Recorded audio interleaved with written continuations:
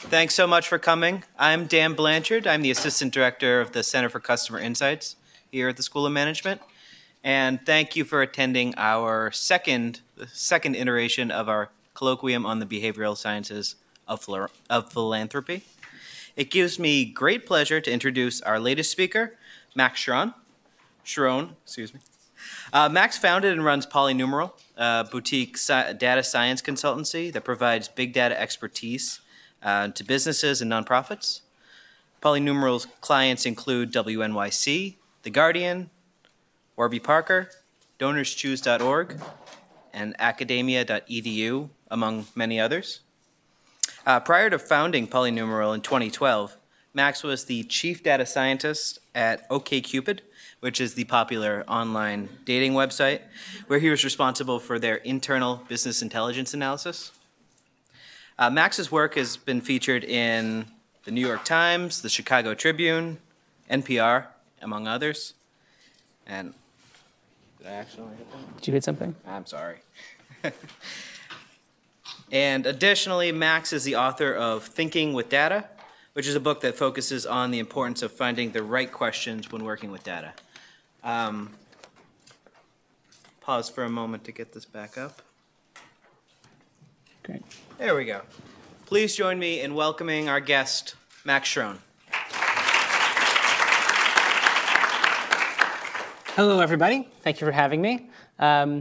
Looking out across the room, how many of you are MBA students? Okay, almost all of you. And how many of you are either faculty or sort of industry coming in a little bit later? A few. Okay, great. So as you can see, it says Data Science and Giving, Case Study in Progress. I'm going to be talking a little bit about data science and philanthropy, some stuff we've done, and really, as I said, it's a sort of work in progress. Right? This is informal. Please feel free to ask me some questions. If you do ask any questions, there are people listening on YouTube. You should press the little button on your microphone to make sure that they can hear it. So we're going to be talking today about a couple things. One of those is data science in business. Like, what is data science? How does it relate to data analytics? What does this even mean in kind of a general business context? This is a lot of stuff we do at Polynumeral involving data and customers and helping people understand how the two things fit together. We're going to talk a little bit about WNYC. I don't know if you guys are familiar with WNYC. They make Radiolab, Death, Sex, and Money on the media. They're a sort of major public media organization. A little bit about their history and kind of why they ended up where they are now. And then talking more in detail about some work we've done with them about the relationship between data and giving and how these things come together. So as I said, first things first, just a bit of background, data, business kinds of things. I assume that most of you have taken some amount of basic kind of statistics kinds of things. Not that we're going to be getting too deep into there's no math in this particular lecture, but you're familiar with the idea that data is useful for analysis and that sometimes the data is complicated and you need more kind of math to make sense of it. Right? So the core thing when we talk about data in business is this idea of plan, do, study, and act. Now this gets put under a lot of names. This original idea came out in the 1950s, a guy named Deming. This was picked up by the Japanese, became quality management, sort of total quality management, Six Sigma, all these different things that later on in the sort of 80s and 90s, when they made it back into the States, sort of became this sort of renaissance of data in business and quantitative decision-making and various things. But the basic idea is pretty straightforward. Right? You've got some idea, you try something, you run an experiment, you study the results, and then based on the results of that, you decide what to do next. Right? So sort of the scientific method applied in business. The main idea here is that data is going to help you with incremental improvements.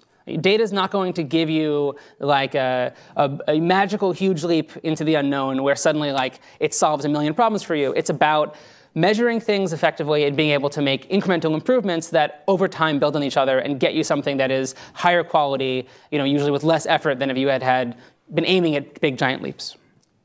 Okay. So in the 1990s, this idea of measuring things efficiently, effectively, kind of culminated in this idea of business intelligence. You see this anywhere you go these days. Any business basically will have some kind of dashboards, basic counting. When people say analytics, this is usually what they're talking about. They're saying we took the ideas that people had for a while of measuring and iterating, and then we made it a little bit easier. And that a little bit easier actually makes a big difference, because it means that when you try things, you can get feedback back a lot faster. That plan, do, study, act cycle goes more quickly and more accurately. So we kind of zoom in here and say, OK, what are you actually measuring? Like, what does it look like to measure something in that kind of paradigm? Usually we say there's each kind of the granularity of the data, like one bit of information you're measuring. In the case of kind of traditional 1990s era to the present business intelligence, you're going to have something like one row of data per purchase. Right? It's not a tremendous granularity, right? It's really just somebody gave money or somebody bought something, and here's what they bought, and here's what we know about them. And that's most times when you talk about data in business, that's the kind of stuff people are talking about. It's fairly simple stuff you could fit into an Excel spreadsheet. But in the last 20 years, the cost of collecting and storing data has gone basically to zero. Right? And computers have gotten way, way, way more part of the conversation and part of how businesses actually function, not just to take measurements when something happens, but actually as part of the process. So compare a phone order. In 1990, you get on the phone, you call somebody, and they make an order, and they write it down, or they put it into their computer. Whereas in 2016, you go on Amazon and you click, right? And every single interaction you're having with the business is potentially recorded, right? And so whereas the data before was one sort of row per purchase, the data today is something more like one row per item viewed, right? Where now we're not only getting that somebody bought something, we're also seeing what they didn't buy. We're also seeing where they came from. We're also seeing every kind of step in the process along the way from maybe seeing an ad, making it all the way into becoming a customer. And so this kind of data revolution, data science, big data thing that's happened in the last couple years has really been because the data has gotten much more fine-grained, because computers are much more part of every step of the process and not just kind of recording the results. Does that make sense? It's like a overall thing here. The downside of this, of course, is that this doesn't fit into Excel, and this is much messier. And before, we could just count how many sales there were. Now we have to use more statistics, kind of more logic, more computer programming to be able to make sense of this much more messy, complicated data. And so then we get this idea of data science. There's a colleague of mine, Drew Conway, made this Venn diagram, gets kind of put up all over the place. And he says basically, look, the data science is this intersection of three different kinds of skills. He says hacking skills, but he says hacking, he means computer programming. It's like the way computer programmers talk about programming, not breaking into things. So computer programming skills, math and stats skills, and then expertise in the actual problem, right? And when you just have kind of the pieces of this, you can't quite get to the right spot. If you don't have the computer programming skills, then you're basically doing more traditional research, right? Because it fits in Excel or Minitab or Stata, that kind of thing. If you don't have the stats skills, then you can easily end up in a situation where you're making claims that are like wildly inappropriate because you didn't recognize selection bias and all kinds of things that immediately matter in this kind of data. And if you don't know about the material, if you aren't answering questions that actually matter to the business, then you're basically doing something a little bit more abstract, a little bit more interested just in prediction in general, right? And so the work that's been going on in the last 10 years or so has been pulling together this much more complex data, figuring out how to combine it together with statistics and computer programming to get better, more interesting insights out of it. So just to give you a concrete example, so Polynumeral has a client that is running ads on Facebook. Right? So they've got a product, they're running ads for all the time, and Facebook will help you pick the best ad based on whatever your outcome is, right? If you say, I want my outcome to be somebody downloading the tool or signing up, they'll help you optimize based on that. In our case, we have a client that has a product with a 30-day free trial, right? So right out of the box, if they want to actually tell Facebook how to optimize ads, they're going to have to wait 30 days to get a response back to get a good answer out. So we built them a model that, based on the behavior of somebody in the product in the first day or two, pretty accurately predicts whether or not somebody will become a paid member. Right, so the behavior, the very high frequency, fine-grained data we get at the beginning can be used to, for example, predict something we care about at the very end. Right, and that thereby shortens the sort of cycle for figuring out what works and doesn't work, and lets them much more quickly pick the right kind of ads that are getting the outcome that they care about. Does that kind of make sense? As like statistics and behavior and that kind of stuff. So questions before I move on? I know I talk quickly. I'm from New York. I apologize. Nothing? All right. So a little quick background on WNYC. As I think a lot of you said, you've heard of them. You listen to Radiolab, that kind of thing. So they're very interesting kind of as a business, as a nonprofit. So they started in the 1920s, originally as a municipal radio station, so owned fully by the city. Through the early 70s, basically, all of the money came through taxes. Starting in the 70s, there were budget cuts, both from the city and from the federal level, because of the oil crisis and other kinds of things that really resulted in not having enough money for public media. So they started doing pledge drives. Starting in the 70s, you get this, listener-supported radio, listener-supported television. Call this number and give us your credit card or send us a check, and you'll become a member. You'll get a tote bag. Right? That really emerges when the government funds start to dry up. WNYC is a founding member of NPR and also of PRI. So a lot of you probably think of public media and think of NPR. You think, I'm listening to NPR, but nobody actually listens to NPR. NPR is an organization that helps basically distribute content from individual stations to other stations to help them. That way WNYC doesn't have to produce 24 hours a day of content. They produce 8 hours a day of content, and the other content, 16 hours, is from other stations that gets moved around. So that mechanism for moving things around, that's NPR.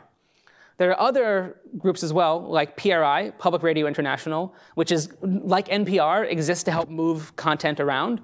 WNYC is also a member of PRI and a couple of other of these organizations. In the process of getting connected to this bigger thing, kind of the branding and mindshare has often gone more to NPR because it's nationwide. It's easier to understand, to hear that and know what it is. But most of the work is done at the station level. In the 90s, New York City divested itself of WNYC. They basically gave it for $20 million to the WNYC Foundation. There's actually, at the time, there was a television station as well in New York that didn't have quite as much cultural capital and just got put up on the auction block and now is a privately held station. So WNYC has got a real kind of privileged spot in the history of New York. They managed to save themselves even when they were spun off out of the government. And now they're primarily supported by membership. So if you look at their money of where they come from, they pulled in $70 million last year, $69 million last year. About a quarter of that was grants. Right? About another quarter or so was on-air sponsorship, and then 40% was membership. So just to kind of make sure everybody knows what we're talking about here.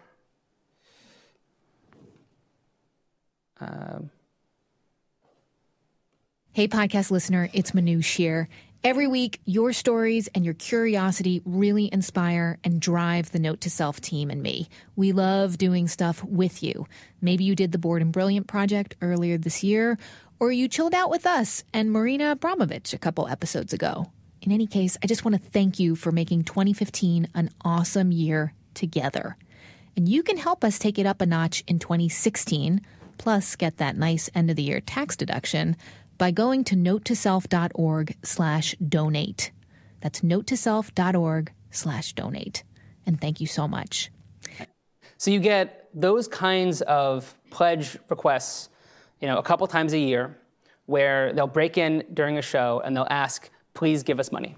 And that's where 40% of their money comes from, from listener donations. So that's, in some sense, their major business model. Right? A big chunk of that comes from high net worth individuals. So there is within a philanthropy, there typically is this sort of distinction between development and membership. So development is the people who work solely with wealthy individuals, sometimes foundations, try to cultivate them, looking for the $10,000, $50,000, $100,000, $1 million checks. And that's the development side. Membership is trying to get everyday regular people to give $5 a month, $10 a month. Right? They want them to become members and either yearly or monthly write a check or have it come out of their credit card. There's actually been a big movement in the last probably 5-10 years away from once-a-year membership and renewing your membership and having someone send in a new check towards monthly sustaining donations, right? Where you come in and you say, I would like you to become a member at the $5 a month level, give us your credit card, and every month you'll be charged $5. This is great from an operational perspective because it means that they've got a really clear sense of how much money is coming in the future. They can measure churn. Right? They can say, we lose 10% or 20% a year. They know what their targets are. And over time, that's a much steadier sort of financial base, more predictable than the once-a-year kinds of pledges.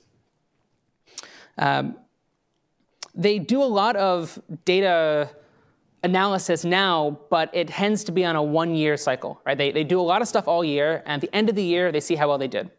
And so the work that we did with WNYC is really about shortening that time span, right? Helping them do things they can more quickly get feedback on, so they don't have to wait an entire year to see how they sort of stacked up. So an important part of this also is to recognize that it's no longer just radio stations, right? Again, until recently, the major competitor for a public radio station was other radio stations in the same city. Now, they're producing audio content that you can listen to in iTunes, on your iPhone, anywhere in the world, and suddenly every station is competing with every other station for mindshare.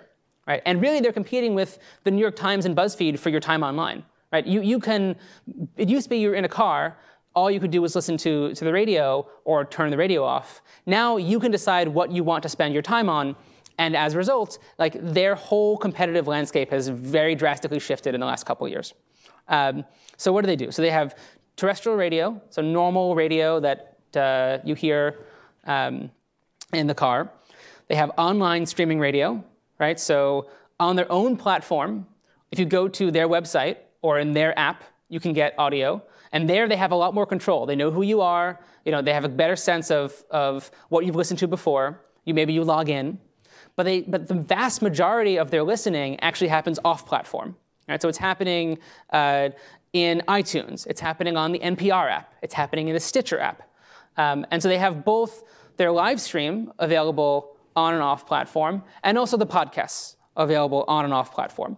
And the discrepancy of how much fundraising they can do is drastically different. If you're listening on someone else's platform, they can choose, to not even say it's from WNYC. You click play on a Radiolab episode, and the episode itself will say it's made by WNYC, but iTunes definitely doesn't pop up a big banner for WNYC. iTunes wants you to think of it as iTunes gave this to you. And that, we'll talk about in a little bit, that data collection piece translates also into the giving side of things. So from a data perspective, what do they have? They have their own listening behavior on the platform. They have off-platform, they know if somebody downloaded something or not, but not any other kind of interactions. That is closer to the 1990s model of just knowing it happened, whereas on their own platform, they see all the things you didn't listen to, right? Stuff you were exposed to and chose not to listen to. So that really changes what they know. They know every time you interact with a website and with their app. Obviously, if you pledge online, and then emails you receive, emails you click on. This is actually, most of our clients are not nonprofits. Most of our clients tend to be other sort of media technology kinds of companies, and this is pretty standard. I mean, these days, wherever you go on the web, you are being tracked by everybody in a million ways, and some of them are better at using it than others, but this is what's generally available to somebody running a business today. OK, so I know I went through that quickly, but that's kind of the background now for more of the detailed stuff of what we actually worked on. Questions about either data, WNYC, kind of philanthropic landscape, giving things? Is that a question back there? No? Nope. Cool. OK, so we started talking to WNYC about 2 or 3 years ago. And they basically said, we have all this data. We have quite a lot of goals we want to hit of how we're going to use it. How do we actually pull this together? So I'm going to talk about a couple of the pilot projects that we did with them that looked at how to kind of reconcile giving and listening behavior and pull those things together. We also help them generally think about how to get to the stage where they've even got that business intelligence dashboard I showed earlier. It's actually kind of hard, as I mentioned before.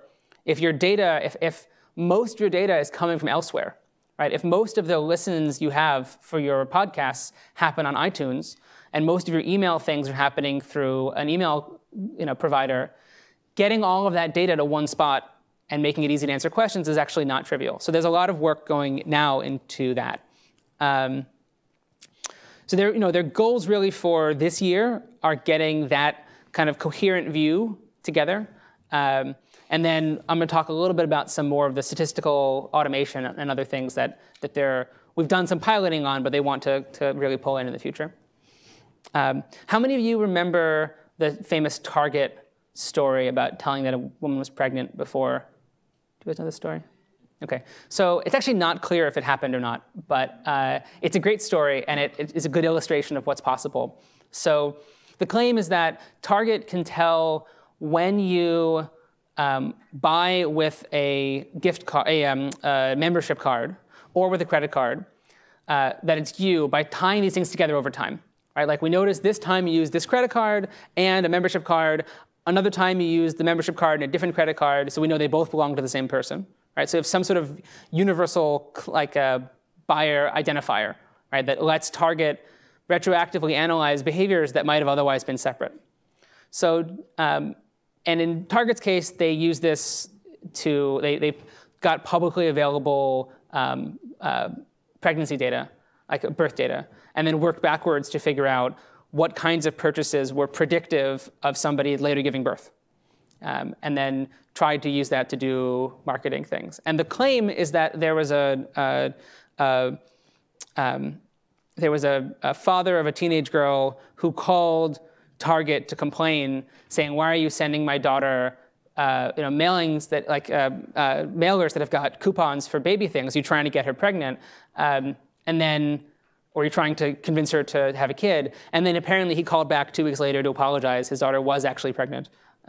She'd been buying lotions and unscented lotions and various kinds of things that you're supposed to get if you're pregnant that the algorithms picked up on and changed the mailer that went out.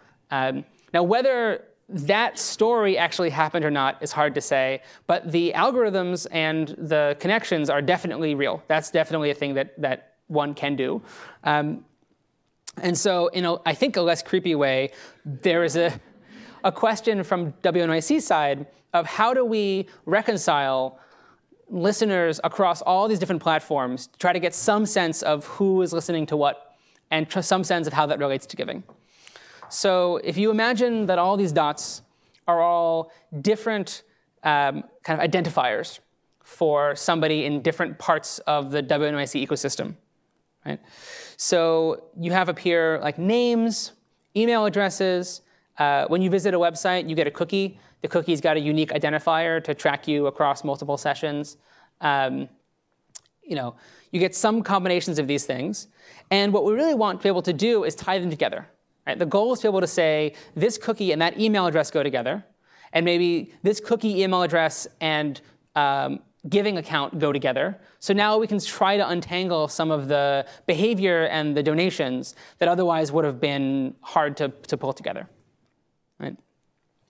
So the first pilot we did with them was actually to look across all of their data and find situations where these identifiers would co-occur. Right? So if you click on an email, and then the email opens up and gives you lands you on the homepage of the website, that email contains with it what your email address was. And then the homepage knows what your cookie is. And so in theory, you can pull together the cookie and the email and then be able to say afterwards, oh, these probably belong to the same person. Like, most likely. Not necessarily, but most likely. There actually was just an acquisition yesterday, I think, a company named Tapad, T-A-P-A-D, that claims to do this in general, so cross-device matching for advertising and also for helping people do better kind of customer analytics things. But that's extremely expensive, and people haven't necessarily opted into it in the same way they have if they're working directly with someone they trust. So this is a more in-house kind of thing. And so the idea, right, is that we can make these connections, and then we can say, well, these chunks, right, these connected identifiers, seem like they belong to the same person. We're reliably seeing them come together, and we have some sense that these are a listener. Now, we don't know if that listener shares a computer with their spouse, or if this listener listens at home on their iPhone and at work on the work computer. You're never going to know it's the same person if they don't tell you some way that it connects. But still, like, making these connections together turns out to be possible. And it means that WNYC has got a clear sense of who the listeners are, and then ultimately can tie that up to the giving. Like, so when you go online to Online Pledge and you give, if you've also been listening on that same computer, in their platform, you can make that connection. Now, there were a couple of decisions we made to avoid having it be, again, creepy. People who are listening, totally off their platform, like in iTunes, in theory we could connect, but we don't. And the thought there is that people aren't expecting that their listening behavior on iTunes is going to relate to their listening behavior. It's going to be tracked by WNYC on their actual website. And it's technologically possible, but it doesn't seem like either ethically or brand reputationally a good idea. So we don't do it. I think you'll find a lot with these data science things is that they're really playing on the edge now of what's possible, what's the right choice, what's the wrong choice. I think a lot of these things will shake out at some point, but we aren't there yet. It's still kind of Wild West. OK, so we went through and we looked at the different identifiers and tried to make these connections. And then the question was, OK, what can you know from that? And now we're getting into the meat of what's interesting about this stuff. So how does listening behavior actually relate to giving behavior? And so we have two different kinds of things. We've got somebody can stream a show, they can read an article, and they can give money. And what WNYC cares about is on the business side, what they care about. Obviously, the people who are making content care about making great content. From a membership perspective, their question is, how do we help these things come together better? Right? What kind of marketing, what kind of appeals are going to work to get people ultimately to want to open their wallets and sustain great public radio? So the things I'm going to show you right now are, I'd say, very preliminary. I've taken the numbers off the axes, not necessarily for sort of privacy reasons, but also because this was based on 1 quarter, basically, of data. We came in and said, well, let's just take a little chunk, 3 or 4 months of data, and in that 3 or 4 months, let's look at how listening and giving were related. And so what I'm going to talk about now is really about connecting data together that is only over the course of a couple months. Right? And so I think it's directionally interesting. In the longer term, the question is really lifetime value. I want to be able to say somebody comes in and becomes a listener. What's their value over 10, 20 years? That's hard to get at with a couple months of data, but we're getting at the first bits of it. OK, so one of the things we figured out was that the people who are listening on the live stream and the ones who are listening on demand, right, who are either pressing play and basically listening to the internet radio version versus the ones who go and actually download podcasts, are mostly separate. So there turns out to not, like there's some overlap, but they're primarily disjoint audiences, which makes it convenient when we want to understand, well, where does the money come from? So who gives and how much do they give? So if you just look at total amount of money given by people who are sort of on demand or live stream, who either, again, are listening to podcasts or listening to the internet radio, you see they make much, much more money from the people who are listening on demand. Right, so that's like just a first step I think they hadn't really been able to put together before. Where was the money actually coming from? Right? Now, if you stopped here, you would get absolutely the wrong impression, or I think the wrong impression, because it turns out that there are way, way, way more people who are listening on demand than there are who are listening in the live stream. Right? And so if you actually change it to dollars per listener, you see live stream listeners actually are worth much more per person than an on-demand listener. But there's a lot more on-demand listeners, right? The way that they talk about this in public media is analog dollars to digital dimes. You used to make a lot more money per person when it was through the radio. You make less now, but on a lot bigger scale. So it's a big change in kind of how their membership thinks about these things. So actually quantifying that for the first time was huge for them. They have a better sense now of how much money is reasonable to spend on kind of a quarterly basis to try to pull people in. So you could interpret this as kind of the marginal dollars gained from getting a new person who fits one of these two categories. So I want to ask you guys a question. Do you think that's accurate? Do you think that's a good estimate of what the value is, say, of bringing somebody in through an ad campaign who then listens to live stream or on demand?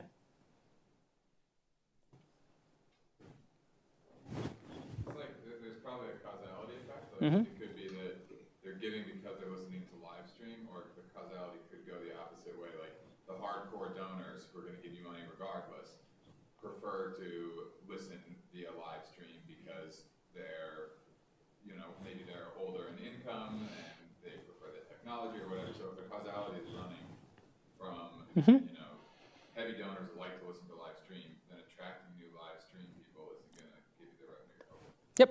So there's two things. The first one is absolutely yes, that the causal arrow could run the other direction.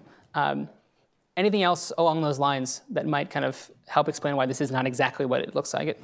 Closely related is age. Perhaps the average age of live streaming is way more, and that older people give more. So we get some of that information.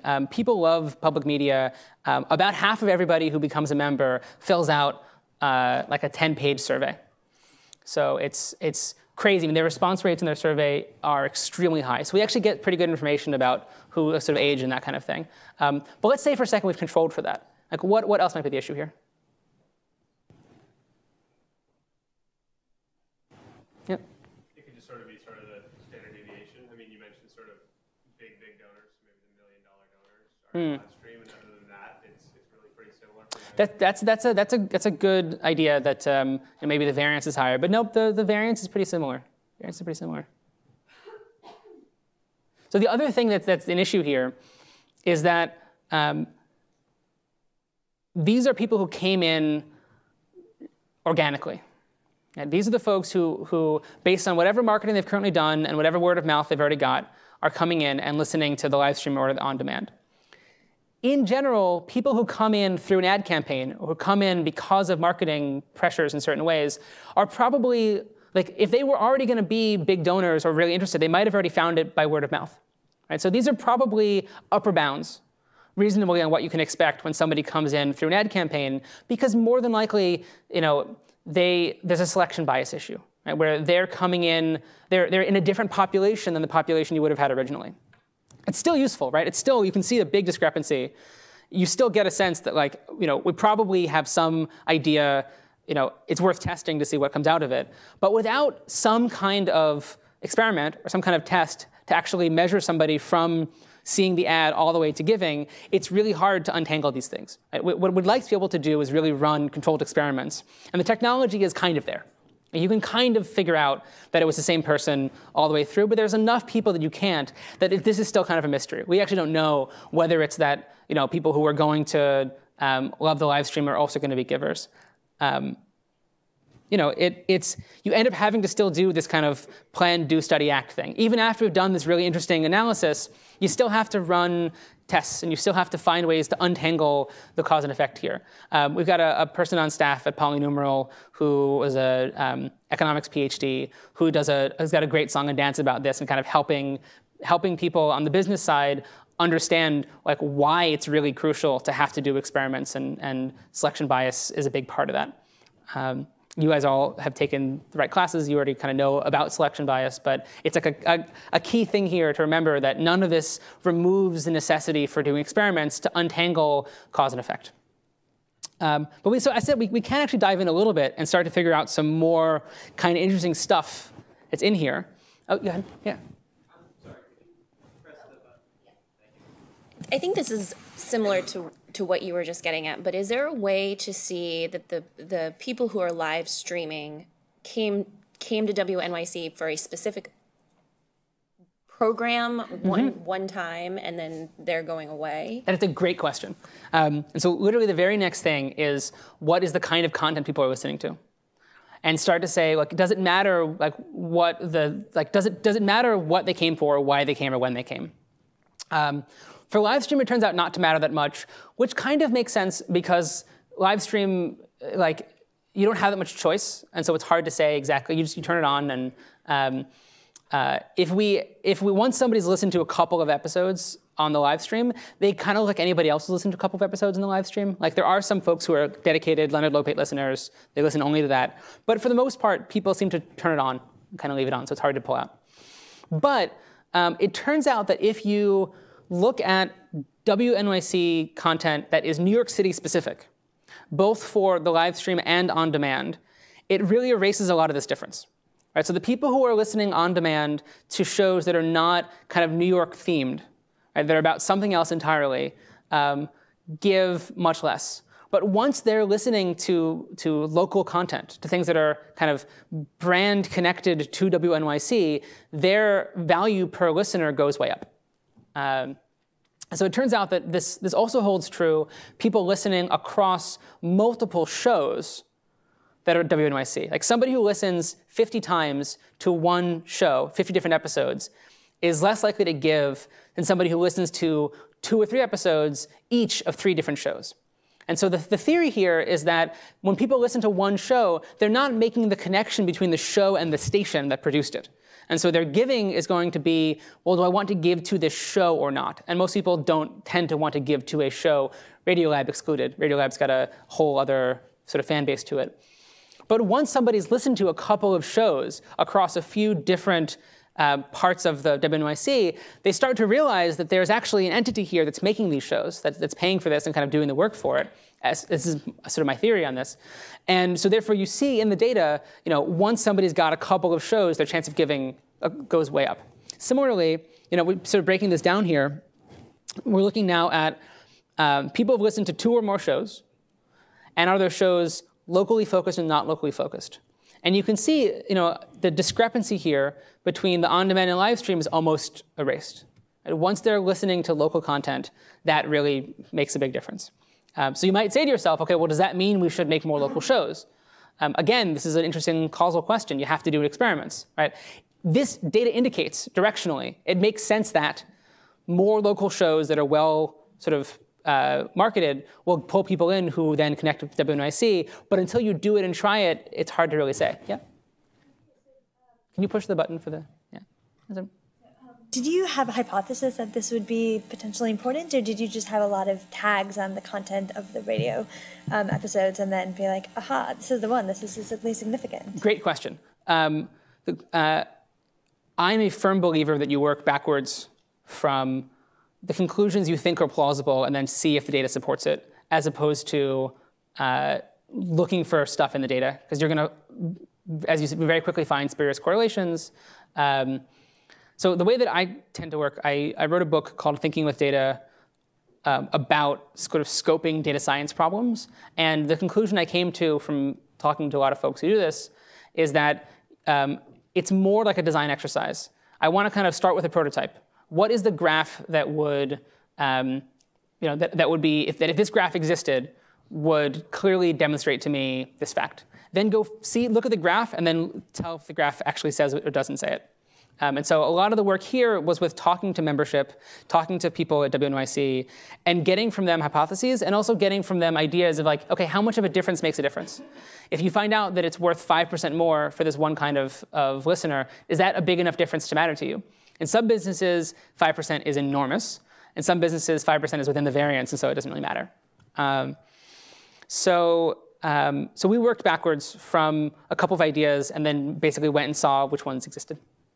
It's a great question. But even so, like the outcome could still be, it's not likely to be spurious in this case, but it could still not be pointing you in the direction you want to go. And so data science without experiments is just kind of buzzkill. Once you pull experiments in and you help analyze them, you can start to untangle which of these relationships are ones you can actually affect. The goal is to be able to make changes to how you produce shows or do marketing that creates the kind of content people care about that ultimately makes them want to continue to support it so it stays around for 20 more years. Data can only give you the direction. It can't really give you the answer, which is a learning curve. I mean, a lot of people want magic. And they hope that you can peer into the data and pull out some fact that is just amazing. You can sometimes, but it doesn't necessarily mean you understand why. So like at OkCupid, how many people here like the taste of beer? Okay, lots of you. So OkCupid, online dating site, we get a lot of questions and answers, how people, things they want to share, things they maybe don't want to share, but turn out to correlate. And so it turns out that in America, straight men and women who like the taste of beer are twice as likely to be open to having sex on a first date than ones that don't. So that, as a marketing tidbit, is great, and I don't have to prove that out for it to be valuable. And all I had to do is figure that out, and it's supported by the data, and it's really robust. And we can turn around and write a blog post about that and tell the whole world, and that's already valuable.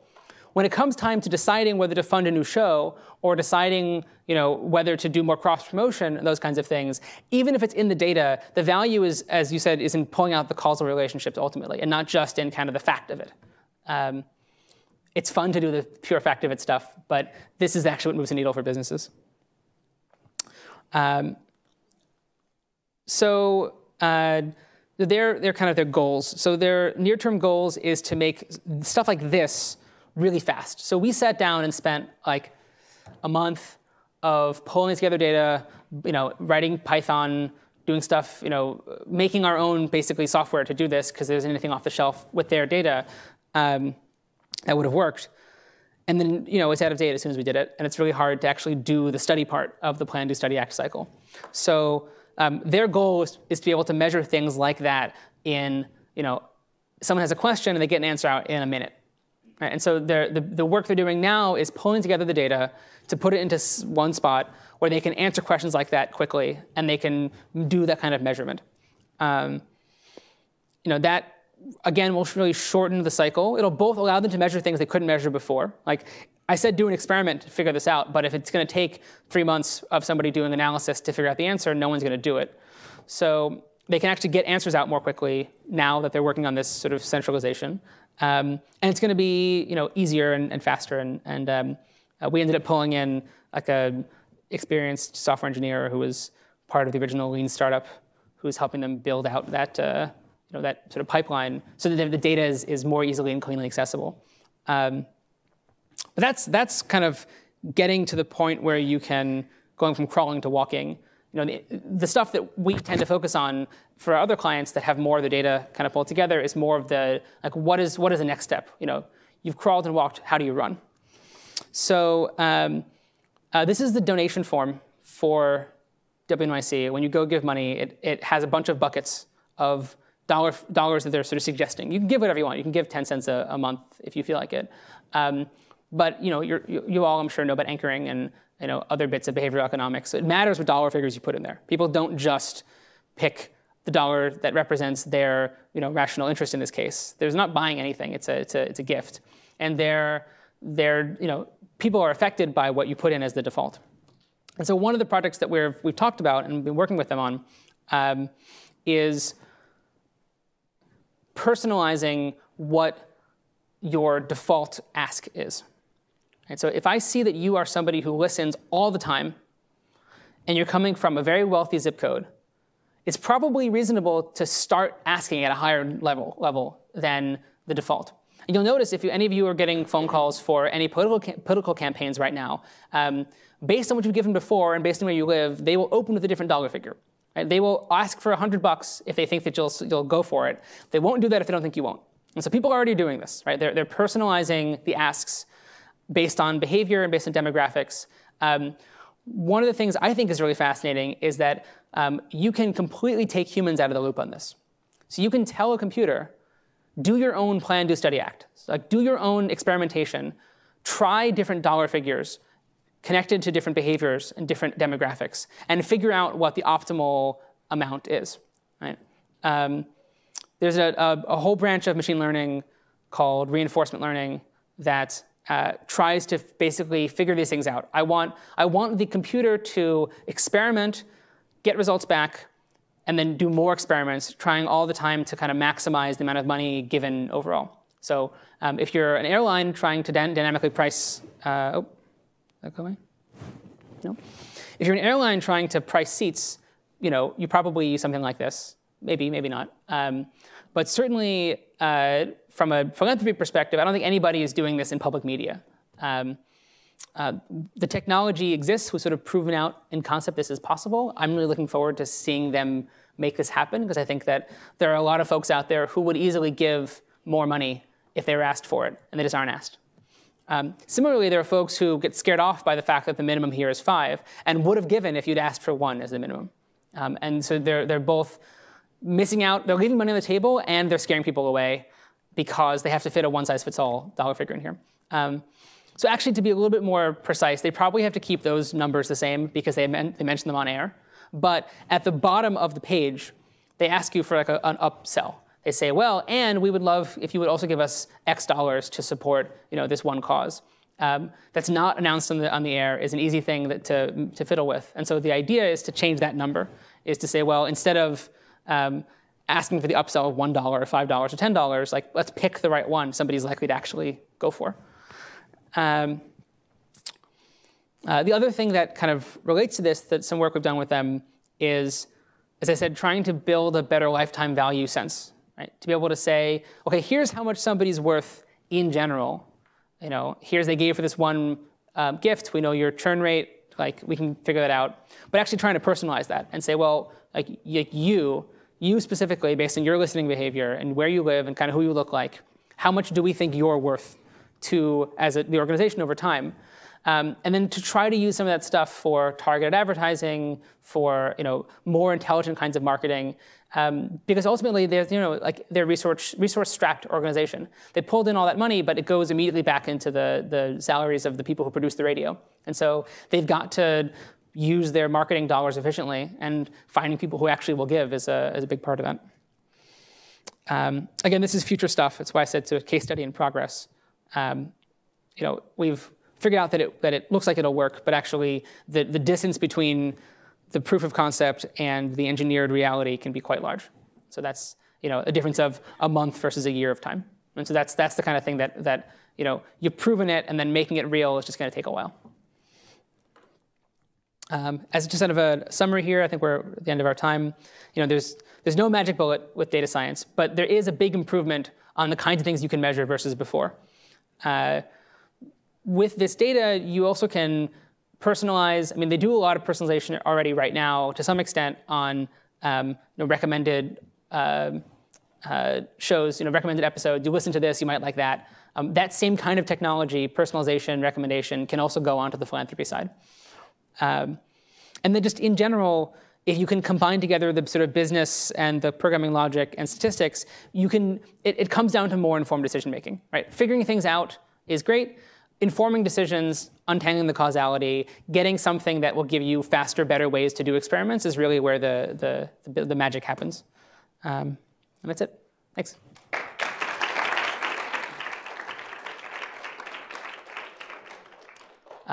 So technically speaking, we're at time. We got started a little bit late, so I'm happy to stick around as long as you guys want and answer questions. Yes. You talked about a lot about selection bias and how you make sort of marginal and incremental improvements using the data you have. At a certain point, I would imagine that the limitation won't be just applying analytical techniques to the data that's available, but actually obtaining newer or better data. Mm-hmm. And to what degree have you sort of dealt with that problem yet? And what have you found the most effective ways to cope with that? Yeah, so great question. So the question is basically, how do you go out and get better, more data? So a lot of organizations have already got data sitting around in silos that could be incorporated into decision-making or into their work that just is available and hasn't been used yet. There are also third-party data sources. So there are, like, the infrastructure for serving ads on the internet is super fascinating, is probably the most effective sort of high-frequency surveillance thing in the world.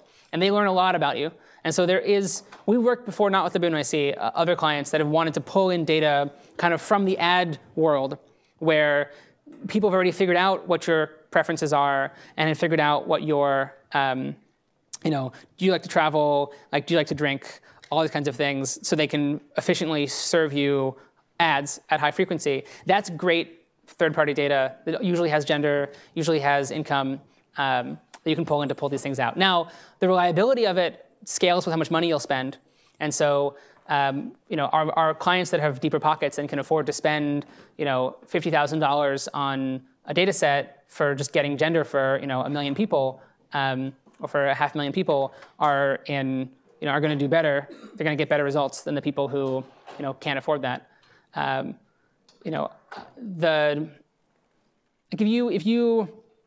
may or may not know that, when you watch television, your TV watching is tied to your home address, and your cable provider resells information about the stuff you watch to create segments that ultimately affect the ads you see on the internet. So the technology out there, if you really want third-party data, is in the ad world, and that's the place that we've gotten it before. Yep.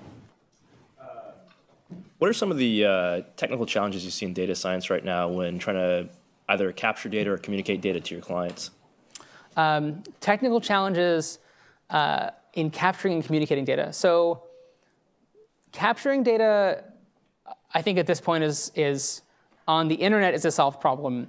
With Internet of Things stuff, so we've done a couple of projects with like connected devices where there are real technical challenges in actually getting the data off of the Fitbit kind of thing, or off of the thermometer, or the Nest, or whatever it is, and getting it into an internet connection and actually getting that back out. That's like a purely technical problem. That's really an engineering thing.